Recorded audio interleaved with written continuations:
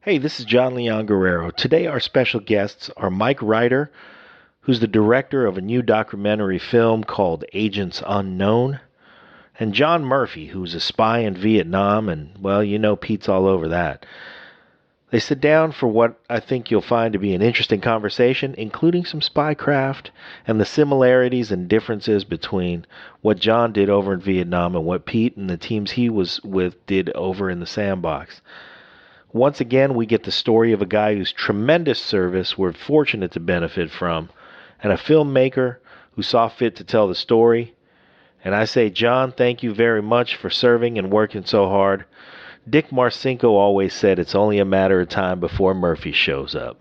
And Mike, thank you for your work capturing important records for posterity. Ladies and gentlemen, please enjoy this conversation with our special guests, Mike Reiter and John Murphy. Lions Rock Productions.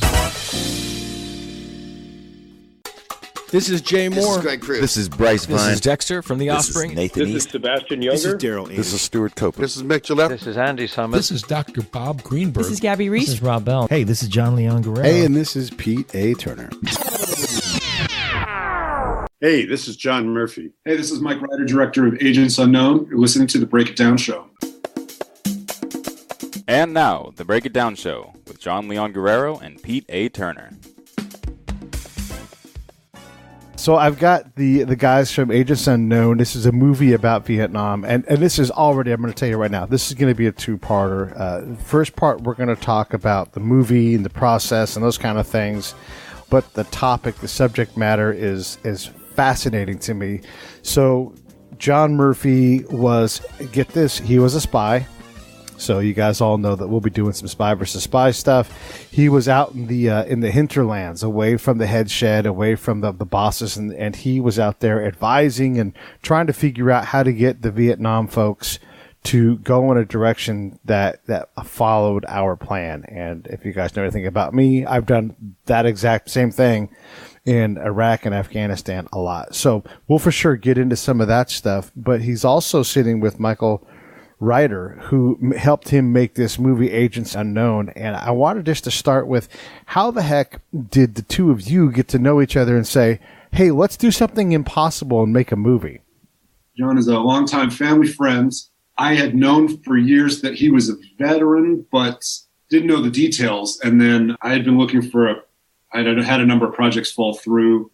And then I occasionally hear John tell his anecdotes and stories about stuff. Yeah, I was going to say, it seemed to me that you you were a victim of my storytelling for a long time before this came along, and you somehow decided that this was worth putting on film.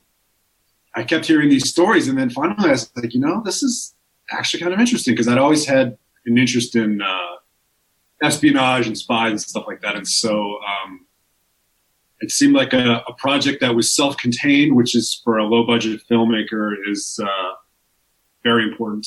And so that was it. Okay, so a low-budget filmmaker knows he's got a story, and you're supposed to tell a story about what you know. But seriously, though, why this, Mike? I mean, why not something else? Why not? How did this stand out as, this is a lot of work, man. I mean, in case you didn't know. It was a combination of things. It was, first of all, the key thing was that I knew John well and had his trust. And so that's really the most important thing with any of these kind of projects.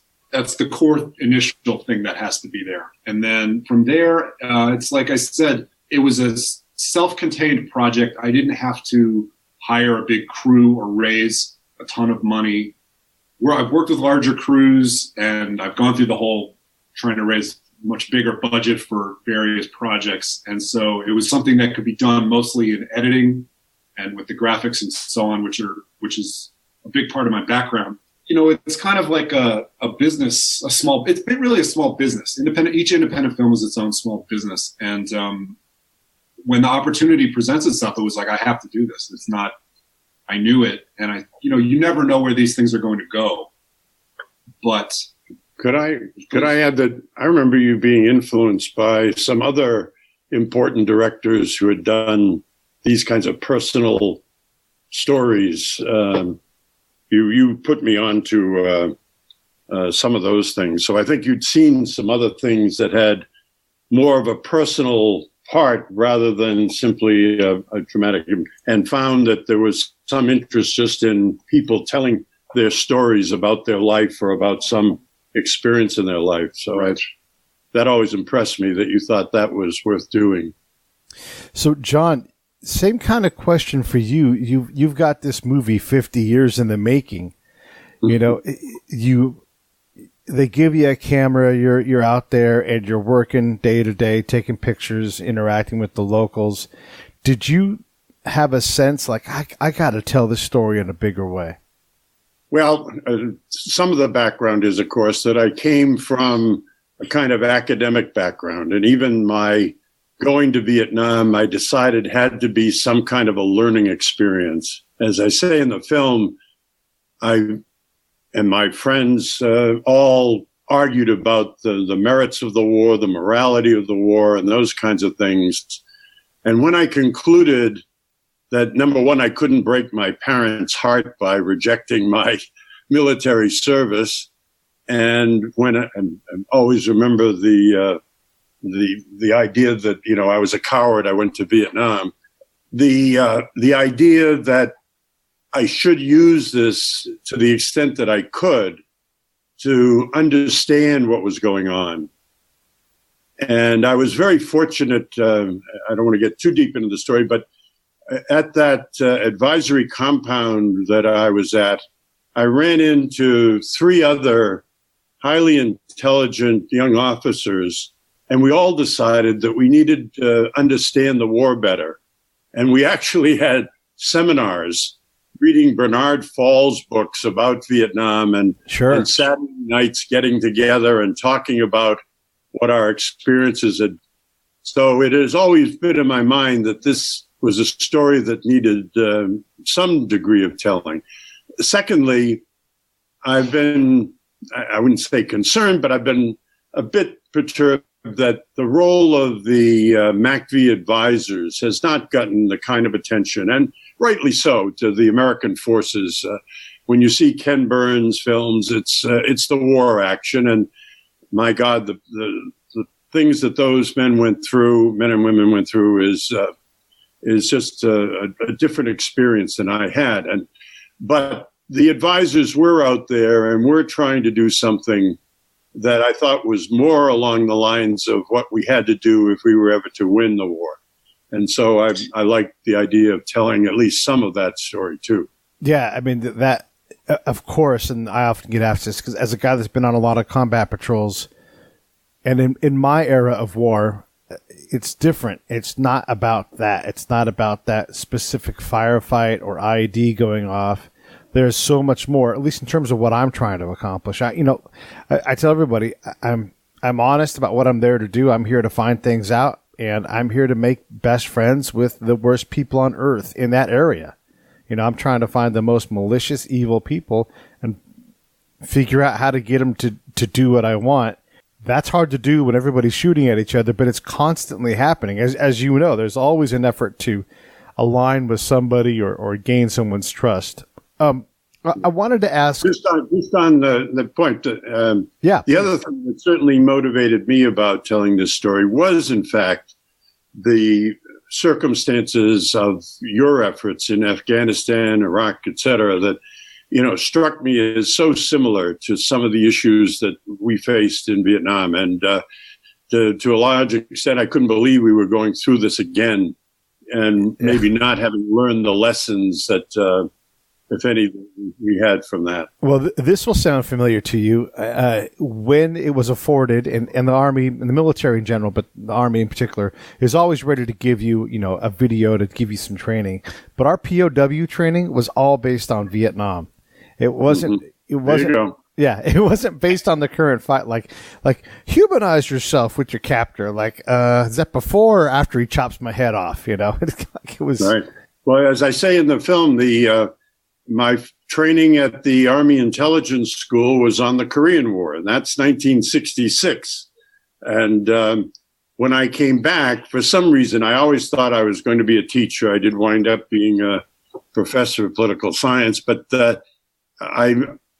we were allowed basically to choose where we returned and what we did to finish out our tours. And I chose the Army Intelligence School in part because I thought there was so much that needed to be done to prepare some of these guys for what was going to happen. So sure enough, I get back and they've still got the Korean War. This is now beginning of 68. I wrote the first block of instruction on intelligence in Vietnam, a 4-hour block that didn't begin until 1968. And God knows where it went from there when I get out in August of 68. Yeah, well, and that's the struggle, the to modernize the fight at a rate that is faster than the institution can handle, and all of a sudden you're obsolete and you can no longer contribute because you're just too far afield for them. I definitely have felt that. Mike, so when you're listening to all of this stuff, how are you thinking sequentially, or how are you assembling this thing? Because you're directing a documentary. You've got a lot of images and film to work with, but it's just a big bucket of shit. There's so many things that you can deal with and that have to be told. Not all of it can make it, but how in the hell do you sort all that stuff out? I think you got your opening tagline there. It's a big bucket of shit. So this is the first feature doc of my own, but I had worked on a lot of feature and TV documentary projects of other people and networks and stuff. So I had talked with John before we shot the interview about what we were going to cover, because the interview was done in one day. And I knew that it was going to be an episodic type of a story. You have the quote unquote arc of John's tour. Right. But you don't know until you get into the editing room and look at the transcripts of the interview and stuff. You don't really know what's going to work and what isn't. So any project like this, it's like you're going to gather as much as possible, like a journalist would, and figure out the story later. It's like the reverse of a scripted movie with actors and such, where you have a script and you know more or less how it's going to turn out. Sure, you could tweak things later, but here the old joke with documentaries, you make the story backwards. So you have this pile of stuff and then you find the story there. And that's what it was. So I knew that it would take time to do that, and just going in and saying, okay, we're gonna gather as much as possible and I'm gonna get these anecdotes and stories that John has and get as much information as I can, and then I will figure it out in the edit later. So the movie is called Agents Unknown. It's available on Amazon. It's also, you can just go to www.agentsunknown.com. You can also follow them on Twitter at AgentsUnknown00. You can check out the movie if you're into history, if you're into combat or war or Vietnam, any of these things. This movie, I'll tell you right now, I started watching it and I was like instantly, I don't know how long it took me, Mike, but it was pretty much instant that I was like, oh, got to do this. This makes too much sense. So if you like the things that I like, you're going to like this movie, and you guys should certainly check it out because it is fascinating. So, Michael, I wanted to ask you, in the movie at the end, you make the leap from Vietnam and you tie it into the Afghanistan thing. And I don't want to say it's a big leap, but you are asking the audience to go with you a little bit as like the last note of the movie. What made you decide to go ahead and introduce that link as part of it? I wanted to bring it up to present day because John, at the opening of the film, brings it into present day. He's saying that his experiences, remind him of the current day, the current conflicts now and such. So I wanted something to tie it in at the end, but I didn't know, do I want to show footage from the war? Do I want to... Different people had different ideas of what I should do. And I just wanted to keep it very simple. And actually this is a funny anecdote. We had the original quote. So that's why I chose a quote versus footage or pictures or something else. And also clearing footage and whatnot is right. Very pricey. And so it was easier to just have a quote. But the original quote was from the Financial Times, and it was it's a long block quote, but it was the quote within the quote was from General at the time Michael Flynn, who basically says intelligence is completely messed up. Nobody knows what they're doing. It was like a long quote, and it was in there for a long time. This is before Trump was elected, and then as soon as Trump was elected and all of that happened with Flynn, I was like, oh no. And then I had some people telling me, that quote's got to go. Like, it's got to, you can't, you're just opening up a can of worms if you do that. But it was a great quote, so I was reluctant to do it. But then I found what I think is equally good, if not better, which is the quote from the Times, where basically echoing what John says about the numbers in Vietnam and inflating the estimates of Viet Cong dead, and which is the quote at the end, not to give it away too much, but it brings that issue into the present day. And so it is a bit of a leap, but I felt that it's an accurate one, and I thought it would just tie it in at the end. It was a way to kind of wrap it up. I just have to add, point out that Michael did an enormous amount of research to put together the film footage, the music, the background that, I had nothing to do with. I just want to be sure that it's understood how much work went into integrating some of the things I had to say with some of the footage that he managed to find. It was a remarkable job. Yeah, that's tough because you are. This is your story. There's no doubt. Like, you're talking about it, and I'm always amazed at the ability to put that into a coherent pattern. It's one thing to do it, and it's like it's entertaining, but really, Michael, you disappear in the movie, and this really is John crafting the story in a way that, and I mean that's the best compliment. Like, you're so you're not heavy-handed, I guess is what I want to say, and it really stood out to me how easily it was for me, especially, to disappear into the movie and really understand what you were saying. So that's credit to you. Thank you. Yeah, no problem. John, I wanted to ask you, in your pre-deployment training, how much time did they spend teaching you language capacity versus how to use an interpreter at an advanced level? 0. What? No. A quick answer. Oh, absolutely. No, some of us, maybe I should give you a little background. The way this unfolded for me was a matter of circumstances that changed. I had signed up for the final version of ROTC in October of 1962, just before the Cuban Missile Crisis, as it turned out. My friend and I sat in a room thinking about whether it was worth spending a couple of years of our life in the Army, when they guaranteed us we'd be going to Germany and interviewing people coming across from the border, driving around in an MGB, and by the way, the Army would give us a couple $100 a month for these last couple of years. So that was how my decision was made. We had no wars even contemplated at that time. And my mistake was that after I graduated in 1964, I decided I still didn't want to go in the Army right away. So I would come out to do some graduate work at the University of Chicago. And in the meantime, fell in love, was deciding how to get married. I better go in the Army and be ready to take care of my family. And boom, caught up in May of '66 when everybody was going to Vietnam. So, the background here is that a lot of these things, including what I say was my good fortune in where I was eventually assigned, a place that really was away from the major areas of conflict. It was more of the guerrilla warfare and the like.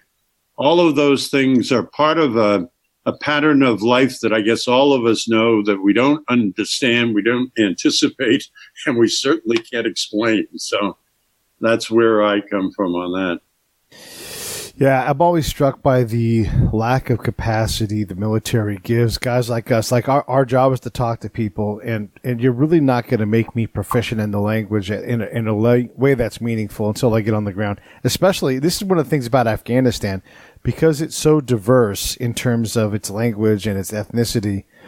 We were taught the official government language, and I'm doing quotey fingers for everybody, right. But sent me to an area that didn't speak that language at all. Well, I was going to say, if they had taught me any language, it probably would have been French, because that was the language of the Vietnamese leadership in Saigon, and that's where all of the sort of orientation was. A lot of the Vietnamese military who didn't speak English spoke French. So yeah, there's another odd one, too. Yeah, John, I want to bring this story up. And again, I don't want to get too much into this stuff because we'll go on all day like this. But we learned, so they were teaching us, and again, quote fingers, teaching us Dari, and sent me to a Pashtun area, which basically, if I had developed a real capacity in Dari, one, I would be so focused on getting the language right, it would be hard to do my actual job. And then two, they instantly put you in a box where Pashtuns would see you as being something other than what you were. Like, you would already make my impossible job. Like, they would light me on fire and say, now do your impossible job. One other point that you raised, which I think is an absolutely important one, is they didn't even teach us how to deal with interpreters. And the idea, and these were interesting. I had great admiration for the men that I worked with, the Vietnamese interpreters, some of whom were not completely ethnic Vietnamese, which was another issue which could cause problems in certain areas. But these people really are in this kind of middle land between somehow understanding some of the nuttiness of Americans and the customs and the like, and on the other hand, trying to somehow be still part of their own native groups. And just as an aside, I know there was some issues here a while back about whether we were protecting or allowing to come to the States some of our interpreters from Afghanistan and Syria and the like. And we owe those people so much, usually, it seems to me. No, I agree 100%. And I've got several interpreters that I used a lot. And look, I'll say it honestly, I'm excellent at using interpreters because I taught myself how to do it. And it's not nearly as easy as anybody thinks. You know, you have to build trust. And that person's half me and it's half my partner. And if I don't let that person focus on trust and then test trust constantly, do I have the trust that I think I have? It's easy for me to extend trust. I'm not from a conflict zone. I'm leaving at some point. The other person's been burned, doesn't know what's, so if you're not focused on that, on how delicate that trust is, you don't know how to use an interpreter. And I'll tell that to anybody, no matter how many times they've sat in front of it. The training we received was always, don't trust the interpreter. Don't trust them. They're trying to trick you. Look at these Vietnam films. And I'm like, then why am I going out with them? Like, can't we fix this part of the problem first? Like, if they're tricking us, there's surely a way to work that. I always like to say this, John, and then we really will get off this topic. In the Army field manual for deploying grenades and claymores, pretty simple. It's a common task that everybody learns in the military. The amount of training on that is comprised in, I think it's 3,500 words. I did the word count once. Yeah. In the advanced counterintelligence manual, the unclassified one, where they talk about dealing with interpreters, 3,500 words. So one of the most basic tasks and the most complex tasks, same number of words. And not nearly the clarity. It's crazy. No. So, Michael, let me throw it back to you. As you hear John and I just instantly start freestyling and hitting the ball back and forth, you must have just been agog at all the things that he had to say and wondered, like, how can all of these things be wrong? What stands out from the things that he told you, maybe things that weren't in the film, where when John's saying, and then there's this, and then there's that, and all these other things, what stands out for you as being, I just can't believe that these guys had to deal with this? Well, it's funny. As you're talking about the interpreter, the only thing I could think of is where in the interview where John, the raw footage of the interview where John mentions the interpreter, and there's a shot in the movie.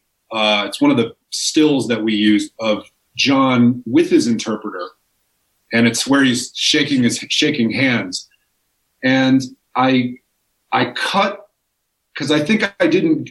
What sometimes happens in these interviews is you get caught up in all the stuff that you're planning on covering, and little bits slip through that later on. In the editing, I'm thinking, oh my God, if I had only caught on that, I could have riffed on that. And that was one thing with the interpreter where John said something like what you just said here, where we had great trust with the interpreters and so on. And in the actual transcript, in the interview, there isn't a whole lot to work with. And it was something that I should have gotten John to talk about more. But there just wasn't enough there to use it. But maybe I could have used, this kind of, now I second guess it. Things like that, like what else got cut? I mean, there's just everything that John talks about, you're getting like 15% of the detail or 20% of the detail and nuance and everything. There's just so much stuff. And I kind of want to release all the footage or something, because it's like, a movie like this, the goal with this was to do something that was more in depth than a standard cable history program that doesn't go very deep. But at the same time, you have to be careful of information overload and what what the audience expects. I wanted it accessible to regular viewers, but I also wanted to merge like a traditional TV history doc with those sort of more analytical books about war and intelligence and strategy and stuff that are written really for the war college, or books that are not written for the regular person and that are not that accessible. So I wanted to somehow merge those and take some of that information from those books or that kind of analysis and bring it in, but make it accessible. And so with stuff that got cut out, it was just a case of, is it too much information for the person? Is it just going to wear them out? And so you have that to consider. And then you also have to consider, like, do I have archival materials, or what can I use to illustrate this? And I was able to find graphics and certain things with a lot of stuff, but other things, it was just too, the information wasn't there. The resources, the archival materials and such weren't there.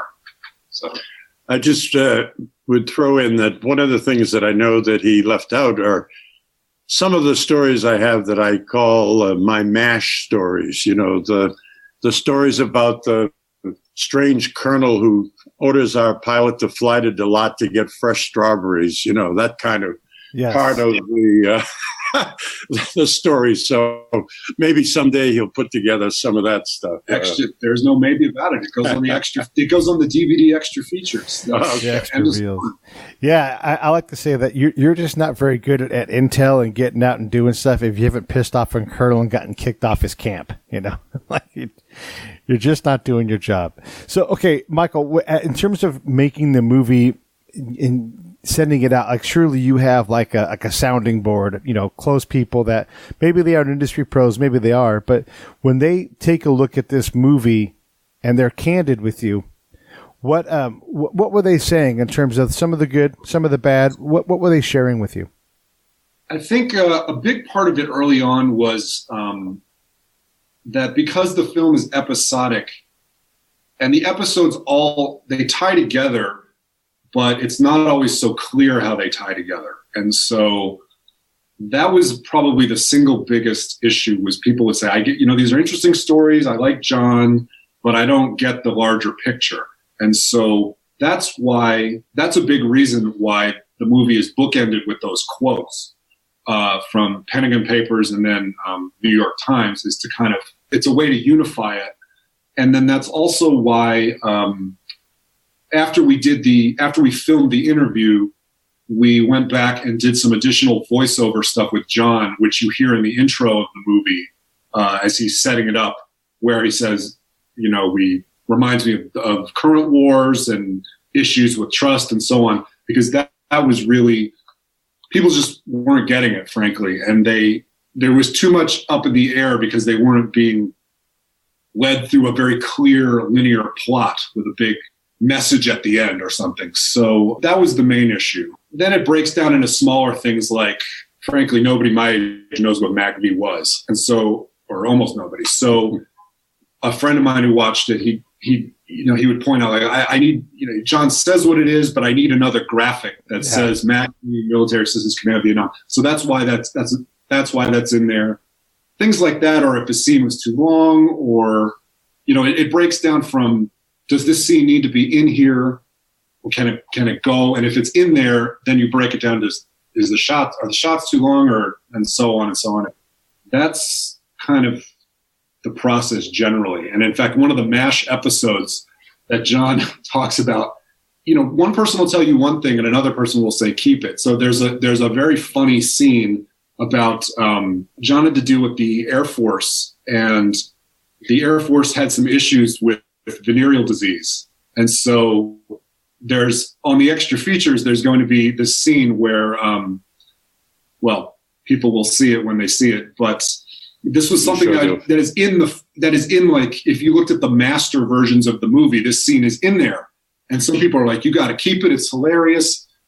Some people are like, it's got to go. It's sort of, it doesn't really deal with John directly, and it's just sort of slows the movie down. And so this was a very tough call, and I was back and forth on it, and I finally took it out because when in doubt, I try to cut for time. But it's definitely going to be in the extra features. And so that's an example where one person says one thing, one person says the other thing. Yeah, no, that makes a lot of sense. And I appreciate you cutting for time because, sometimes you can be a little bit too indulgent. Similar for me, like when I write reports, and I'm sure John can identify with this, you write a report so that someone higher can read a piece of what you saw, but then they might act on it. Hey, this is John Leon Guerrero, co-host of the Break It Down Show and fellow producer here at Lions Rock Productions. And I'm proud to announce our newest show. It's called Justice. Season 1 is going to be a deep dive into some of the cases I personally worked on as a licensed private investigator, and you'll get a unique view into the criminal justice system that may just challenge some of your personal notions about how it should work and open your eyes in ways you never imagined. So keep your ears open for Justice, a brand new podcast from Lions Rock Productions to iTunes, Stitcher, and wherever you get your favorite podcasts. You write a report so that someone higher can read a piece of what you saw, but then they might act on it. So you have to be like, I don't want you to act on this. But then they might cut that part out, and someone higher is like, I'm going to act on that. So you have to write for these audiences that you can't even directly communicate with. And then that's if they do anything with your report. Most reports just get filtered up and nothing happens with them. But it's it's a tightrope. That's right. How do you write it intriguing enough that it gets read, but not so much that you destroy the real point of the piece? It's a tough one. And then each individual line can be something that somebody, like, it's the flavor of the week. Like, oh, this guy wrote something about that completely out of context. Like, right. I might say that radio operations are wholly unsuccessful. PSYOP does not work in this area, and here are the reasons why. And then they'll say, oh, PSYOP doesn't work. We're going to send more PSYOP assets down there. Like, no, I just said, don't do it. Right. This is F6. This is like the scene. I mean, I don't know. Not to give it away in the movie, but this directly ties in with what you're saying about the F6 and the evaluations that we would send higher up, and that they would ignore the evaluation and just take the headline. Sure. So to keep the movie a little bit protected, I'll give you a similar story. You'll hear things like this. There was a thing in Afghanistan called the RSSA. It was a quarterly assessment of how we were building governance and capacity. And so you would go through hospital and government and, different ministries, like the Ministry of Agriculture, the Ministry of Education, the Ministry of all these different things. And you would go through this thing. This is well into the whole Afghanistan conflict. And so I'm always great at this. I'm in the room because they want to know what I know. And they're like, does anybody have any questions before we start? And I raise my hand and I'm like, how come there's no Afghans in the room? I mean, we're analyzing their stuff. Shouldn't they have an ability to confirm or deny or add to, no? Oh, it's classified. Oh, well, heaven forbid. Heaven forbid we lower the classifications so the partnered nation that we're trying to help can be in the room. And this, John, I know you'll appreciate this. We come to the medical block for this one district, and a district is a sub-province of a province. So it's like a county within a state. So in this county, they have essentially no medical care at all, right? And so that's the slide. It says there's really no medical care here at all, other than what the Taliban provides.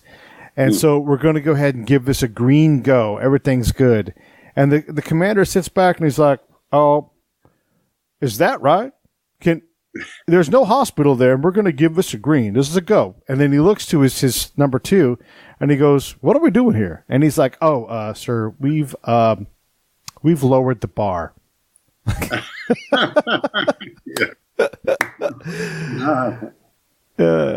Just to clear up for the audience, there's no hospital. That's okay. The Taliban provides all the medical care, and we're going to be good with that because we're just going to lower the bar till there is no bar. So. Yeah.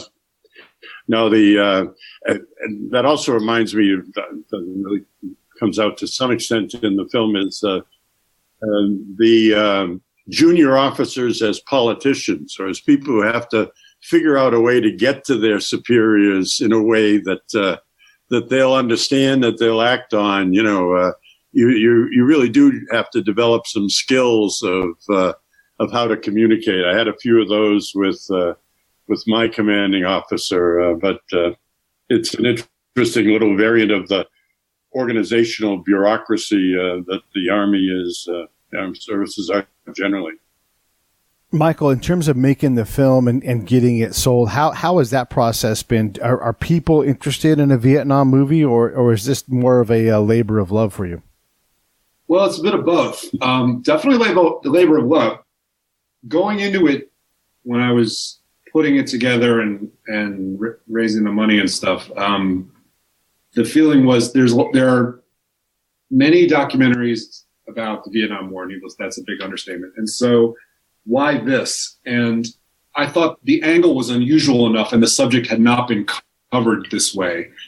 And I thought that would make it saleable and marketable and whatnot. And one of the things in terms of the style and how the material will be covered is, what is the point in me, since it's a totally independently produced movie, there's no point, as far as I was concerned, in just copying the style and writing and level of depth of a traditional cable history doc. What's the point in just copying that in the hopes that maybe I'll have a slightly easier chance of selling it? I don't think so. I'd rather do something that is a little bit different. And but I knew it was always going to be a tough sell because it's a niche subject, and it's more in depth, as I said, and kind of analytical and whatnot. So, and also John is not the, I have a story about this. John is not the quote unquote typical Vietnam vet that shows up in these documentaries. And no, so let me explain further with that. When I was getting everything together to do the movie, one of the movies that was an inspiration was I can't name the film or the filmmakers, but it was a war documentary about a modern war documentary that had come out recently and had done very well at the festivals. It had a theatrical play, and then the filmmaker had decided to self-distribute the film on DVD, which is an unusual move, especially if the film has already done well and had a lot of hype and played theatrically. Frankly, it's a last resort. So I contacted him and I said, "I love your movie. Why did you self-distribute, and what was how did you deal with distribution and trying to get it sold and so on?" And he told me this. His film played it down the middle politically, okay? And he said that he had tried to get the film distributed via traditional means, tried to get it on networks, tried to get it to various gatekeepers. And the gatekeeper said, well, and he had contacted politicians and he had done everything that you're supposed to do to hype the movie, market it, blah, blah, blah. And he kept getting the same message back, essentially. People would say, we love your movie, but it's not, quote unquote, on message enough for us. And so he said to me, if you are going to play it down the middle, you're going to have an extra mountain to climb with that, because people want the hardcore, we had to take the hill guys, or they wanted the Born on the 4th of July crowd. Yeah. Nothing wrong with those camps, but John is not that kind of a guy. And so, and the movie doesn't, that wasn't my goal, was to I was not trying to push an agenda. I was trying to illustrate John's story. That was the key goal.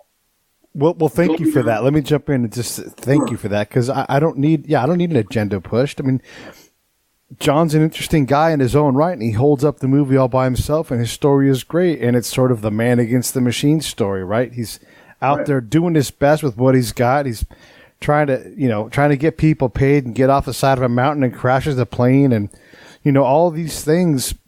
It's all an element of the story, and it's not all like, no shit, there I was, brother. Like, I know those guys, and they're awesome. Yeah. But sure. Yeah, I mean, there's.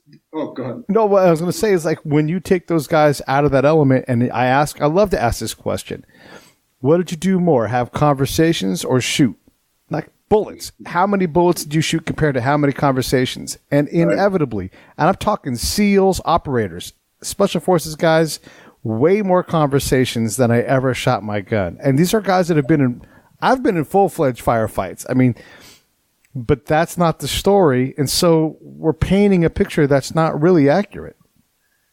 Right. And so, well, I'm glad you are sympathetic to it. I mean, so in trying to sell the movie, it was, I knew it was going to be an uphill battle, but, and it was. And so, the gatekeepers and the business and stuff, they want a certain thing. And it's like, if you're not that certain thing, it becomes that much harder for them to know what to do with it. Right. It's funny. It's kind of like any product. It's like food or something. It's like if you make, or restaurants, it's like if your brand of cuisine can't be pegged into one thing or another, and you're doing something a little different, it's going to be harder to get it on the shelves. And so that was kind of it. And so I finally went with a distributor who I knew and who I had some relations with and who was willing to take a chance on it, and to their credit. And so that's kind of the short version. All right. I like the short version. That's perfect. Yeah. And again, if your version of the truth isn't satisfying to somebody else, then maybe they're not interested in all the truths. I can appreciate that there are many realities that people share, but John certainly is one that deserves telling. The movie is called Agents Unknown, agentsunknown.com. You can get it on Amazon, and you guys should check it out. If you're into history, this will challenge what you know about Vietnam, and not in a way that's like political, like we're saying. It's just understand the complexities. Look, modern war is hard, and Vietnam's a modern war for sure. So when you go out and you're trying to figure out how to accomplish X, and you get out there and it's actually accomplish squash. You're like, wait, squash? That's not even, that's not a number or a letter. That's a vegetable. And, by the time you start to understand what the hell you're doing, hopefully you've rotated home, and the next person comes in and you try to say, it's all about squash, and they can't understand it. Telling that story and understand, that's the fog of war. That's what makes all of this stuff so impossible. Good point. Yeah. Yeah. And to hold people to a standard that's not maintained. And this isn't about people suck. It isn't about that. It's never about that. John's highly talented, clearly smart. He's got a great memory. And there's guys who are infantry guys, and they're doing their damnedest. Everybody's trying hard. It's just what they're trying to do is harder than what they can do. And you can't. A commander only has so much training they can pour into a service member. There's just only so much, and you have to survive combat. So that's where the training is focused. Turns out, and I love to say this, like tankers always say, death before dismount. You go to Afghanistan, what's the first thing you do? You dismount.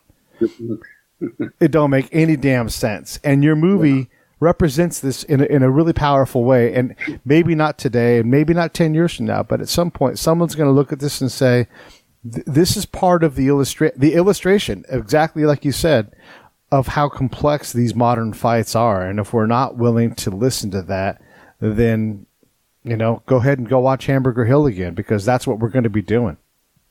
Well, I was just going to say that the point you make is well done. And my concern is that we don't learn from these things. We haven't, organizationally, the military, as far as I can tell, still operates along some of the same lines that I experienced. And one of the things that I do point out in the movie, and which I think is an issue which is particularly, it seems to me, an American phenomenon, that in my experience, the Army thought that if they could only get the organization right for the Vietnamese, that they would do things that they weren't otherwise going to do. Yeah. Now, I don't know what your experience has been with that, but we spent a lot of time trying to figure out a way to compartmentalize the Vietnamese into some kind of organizational structure that would somehow ultimately become give them the will to fight, the interest in fighting and the like.